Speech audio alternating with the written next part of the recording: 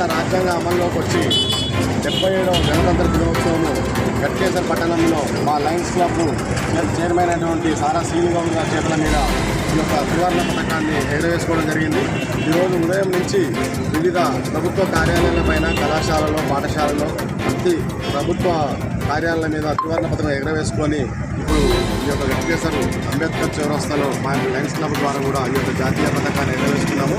అందుకు మా Lions club సభ్యులందరూ కూడా సమయానికి వచ్చి ఈ యొక్క జెండా ఆవిష్కరణ తిలకించినందుకు ఒక్కరికి పేరు పేరున నమస్కారం తెలియజేసుకుని సెలవు తీసుకుంటున్నాను.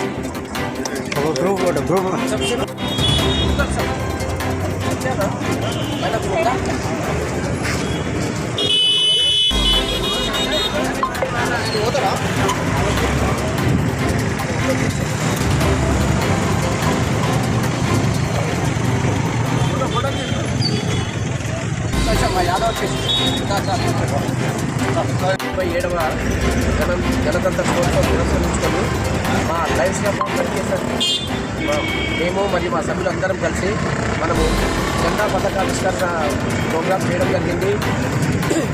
ఈ లయన్స్ క్లబ్ మేము సేవా దృక్పథంతో రావడం జరిగింది. మేము ఈ గట్కేసర్ నివాసులకు అందరికీ మండల్ మొత్తం సేవ చేద్దామని గణ దృక్పథంతో మీ ముందుకు వచ్చాము.